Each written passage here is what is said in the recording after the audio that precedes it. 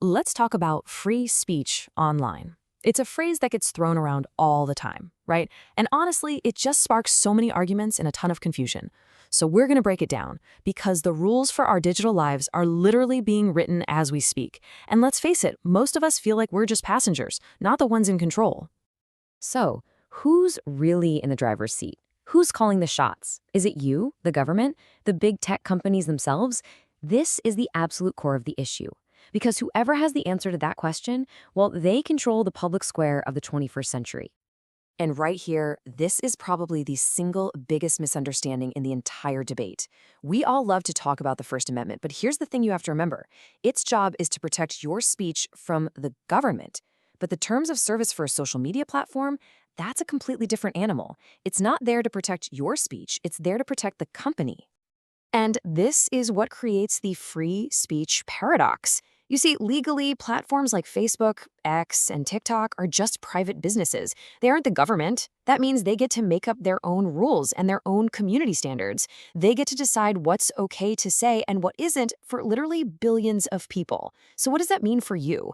It means you have a right to free speech, sure, but that right might not follow you into the digital spaces where you actually, spend your time speaking. This whole paradox has led us into this absolute mess, what I'd call a moderation maze. And it's not just messy, it's a system that's failing big time on a global scale. And the consequences, they can be devastating. Let's take a look at what this actually means in the real world. And I mean, the stakes here could not be higher. We're not just talking about online arguments or someone getting their feelings hurt. When moderation fails, the results can be catastrophic. The United Nations found that the spread of unchecked hate speech on Facebook was a key factor in the genocide in Myanmar. Let that sink in for a second. This is not some abstract policy debate. It is literally a matter of life and death. So you have to ask, who's making these life or death calls? Is it a room full of high-level experts? Not usually. More often than not, it's an army of underpaid contractors thousands of miles away, sometimes making as little as $1.50 an hour.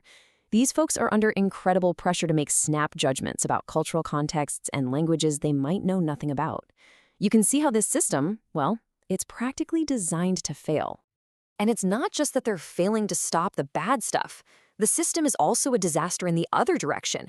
It's silencing important voices.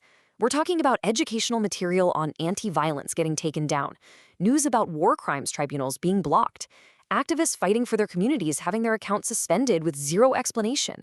To put it simply, the moderation machine is broken. It's letting the bad stuff in and kicking the good stuff out. All right, so because this system is so obviously broken, governments have started to get involved. They're trying to step in and force these companies to change. But as you can probably guess, that's just kicked off a whole new, incredibly messy tug of war for who gets to control what we all see and say online. So back in 2021, you had states like Florida and Texas passing these laws, basically saying, hey, social media, you can't censor politicians.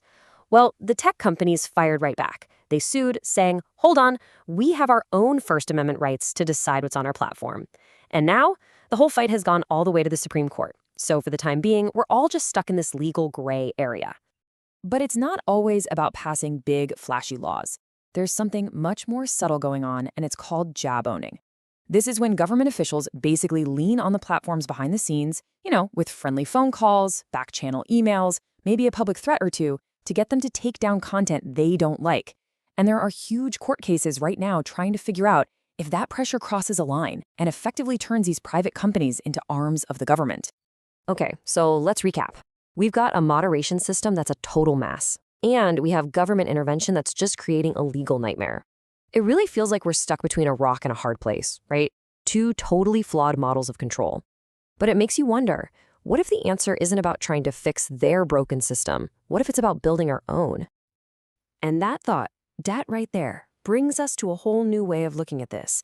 Instead of fighting for a seat at a table that isn't even ours, what if we just built our own table? Let's call it the community blueprint. Just think about it for a second. When you create your own online space, you're in charge. You set the vibe. You make the rules. You get to control your community's data and privacy instead of letting some corporation sell it off. You're empowering your users, not advertisers. And in the process, you create real fans, you get honest feedback, and all that content people are creating actually helps you by boosting your presence online. It is a total game changer. This slide really lays it out perfectly. A Facebook group is like renting an apartment. You have to live by the landlord's rules, and they can change the locks or even evict you at any time. But building your own forum, that's like owning your own home. You have full control, you own the property, and you're building real, lasting value. Okay, I know what some of you might be thinking. This sounds great, but I'm not a programmer. How could I possibly build my own digital space? Well, you're going to be surprised. It is way more accessible than you might think. So, you've basically got a few ways you can go. White label platforms are quick and easy, but you're still limited by their features.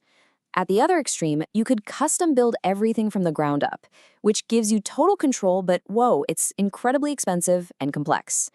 But look right there in the middle. That's the sweet spot. Open source software. It's low cost and, look at that, it gives you total, absolute control.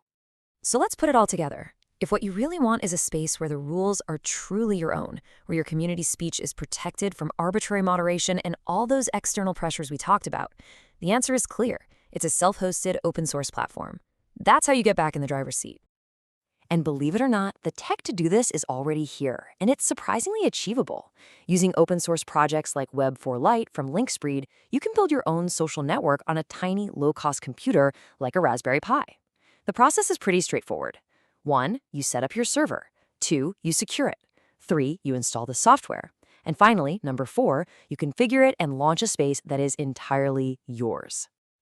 I mean, the project's own documentation puts it best. You get, and I'm quoting here, a fully functional, self-hosted social network completely under your control. This isn't some hypothetical dream. It's a practical, achievable path to digital independence. This is the core idea behind what's being called Web 4. If Web 2 is the corporate internet where big platforms owned everything and you were the product, Web 4 is a return to a community-based internet. It's a vision where individuals and groups can own their digital spaces, fostering free expression on their own terms. So this leaves us with a final big thought.